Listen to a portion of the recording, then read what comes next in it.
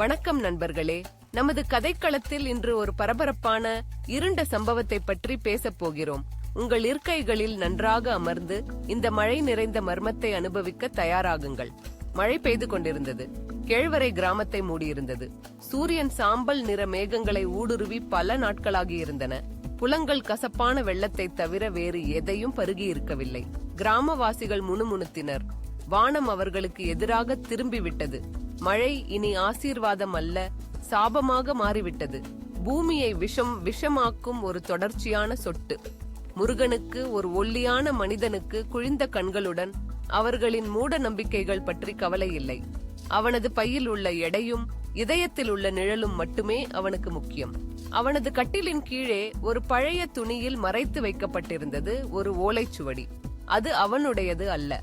முதலில் 3 நாட்களுக்கு முன்பு கிராமத்து எழுத்தாளரான கிழவன் கண்ணனின் குளிர்ந்த விரல்களிலிருந்து அதை அவன் பறித்திருந்தான். அந்த முட்டாள் கிழவன் அதை இறப்பிலும் பிடித்துக் கொண்டிருந்தான். அவன் உதடுகள் திருவள்ளுவருக்கு பிரார்த்தனைகளை முணுமுணுத்தபடி கீழே ரத்தம் தேங்கியிருந்தது. முருகன் அவனை கொல்ல நினைக்கவில்லை. கத்தி தவறுதலாக நழுவியது, அல்லது அவன் தனக்கு தானே சொல்லிக் கொண்டான். ஆனால் அந்த ஓலைச்சுவடி அதற்கு மதிப்பு வாய்ந்தது. அதில் மரணத்தை மீறும் ஒரு அமிழ்தத்தின் ரகசியங்கள் பொறிக்கப்பட்டிருப்பதாக சொன்னார்கள். நகரத்திலிருந்து வந்த ஒரு வாங்குபவன் தங்கம் தருவதாக உறுதியளித்திருந்தான். முருகன் கனவு காண முடியாத அளவுக்கு. அவன் செய்ய வேண்டியது அதை ஒப்படைப்பது மட்டுமே. மழை இன்னும் கடுமையாக தட்டியது. அவன் சேறு சுவர்களால் ஆன குடிசையில் அமர்ந்திருந்த போது ஈரமான மண்ணின் நாற்றமும் குற்ற உணர்வும் காற்றை நிரப்பியிருந்தன. எண்ணெய் விளக்கின் மங்கலான ஒளியால் சுவர்களில் நிழல்கள் ஆடின. அவன் ஓலைச்சுவடியை வெளியே எடுத்தான். அதன் உடையக்கூடிய இலைகள் அவனது கரடு முரடான விரல்களின் கீழ் நடுங்கின. தமிழ் எழுத்துக்கள் மெல்லிய ஒளியுடன் பிரகாசித்தன. ஏதோ ஒரு புனிதமற்ற ஒளியால் முத்தமிடப்பட்டது போல. வானம் கொடுக்கிறது, வானம் பறிக்கிறது என்று அதில் எழுதப்பட்டிருந்தது. அந்த வார்த்தைகள் அவன் மனதில் புகை போல சுருண்டன. அவன் கண்களை சுருக்கி வரிகளை பின்தொடர்ந்தான். இன்னும் இருந்தது ஒரு சடங்கு பற்றி, ஒரு விலை பற்றி. அவன் நாடி துடிப்பு வேகமடைந்தது. அழியாமை அவன் கைப்பிடியில் இருந்தது. கதவில் ஒரு தட்டல் ஒலித்தது. முருகன் உறைந்தான். ஓலைச்சுவடியை மீண்டும் கட்டிலின் கீழே தள்ளினான். மழை ஒலியை மூழ்கடித்தது. ஆனால் அது மீண்டும் வந்தது, கூர்மையாக, உறுதியாக. அவன் கத்தியை பிடித்தான். அதன் பிளேடில் இன்னும் கண்ணனின் ரத்தம் படிந்திருந்தது. மெல்ல கதவை நோக்கி நகர்ந்தான். யார் அங்கே என்று அவன் முணுமுணுத்தான். அவன் குரல் புயலால் விழுங்கப்பட்டது. பதில் இல்லை, மழை மட்டுமே. மற்றும் கதவு மெல்ல திறக்கப்பட்ட போது ஒரு மெல்லிய சத்தம். ஓர் உருவம் வாசலில் நின்றது. கருப்பு உடையில் அதன் விளிம்புகளிலிருந்து நீர் பெருகியது.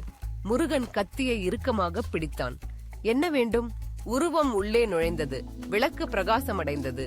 ஒரு முகத்தை வெளிப்படுத்தியது, அல்லது முகம் இல்லாததை.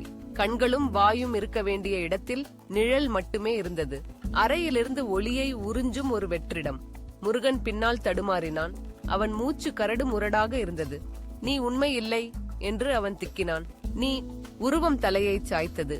ஒரு குரல் இருளிலிருந்து புழுங்கியது, குறைவாகவும் கர்ணமாகவும். நீ உன்னுடையதல்லாததை எடுத்தாய். முருகன் முன்னோக்கி பாய்ந்து கத்தியை உருவத்தின் மார்பில் குத்தினான். பிளேடு எதையும் தாக்கவில்லை. காற்று, நிழல், மழை, உருவம் சிறிதும் அசையவில்லை. ஒரு குளிர்ந்த கை அவன் மணிக்கட்டை பிடித்து கத்தி தரையில் விழும் வரை முறுக்கியது. வலி அவனை தாக்கியது. அவன் முழங்கால்களில் விழுந்தான். ஓலைச்சுவடி அதன் மறைவிடத்திலிருந்து வெளியே விழுந்தது. நிழல் அதன் மேல் உயர்ந்து நின்றது. தமிழ் எழுத்துக்கள் பிரகாசமாக, கோபமாக துடித்தன. உயிரின் அமிழ்தம் ஒரு விலையை கோருகிறது என்று குரல் சீறியது. அதை நீ திருடலாம் என்று நினைத்தாயா? நான் நினைக்கவில்லை. முருகனின் வார்த்தைகள் தடைப்பட்டன. உருவத்தின் கை அவன் மார்பை அழுத்திய போது அவன் இதயம் தடுமாறியது. பின்னர் வேகமாக துடித்தது. பின்னர் மெதுவாகியது. வெளியே மழை கர்ஜித்தது. அவன் கூச்சல்களை மூழ்கடித்தது. அவன் தரையை நகர்த்தினான். விரல்கள் ஓலைச்சுவடியை அடைந்தன. ஆனால் அது அவன் தொடுதலின் கீழ் சாம்பலாக உடைந்தது. மறுநாள் காலையில் கிராமவாசிகள் அவனை கண்டபோது மழை நின்றிருந்தது. முருகன் தன் குடிசையில் பரவலாக இருந்தான். கண்கள் அகலமாகவும் பார்க்க முடியாமலும் இருந்தன. அவன் தோல் உலர்ந்து சுருங்கி இருந்தது. எல்லாம் வடிந்து போனது போல. கட்டில் வெறுமையாக இருந்தது. ஓலைச்சுவடி போயிருந்தது. அவர்கள் சாபங்கள் பற்றி, தெய்வீக கோபம் பற்றி முணுமுணுத்தனர். ஆனால் உண்மையை உரக்கச் சொல்ல யாரும் துணியவில்லை.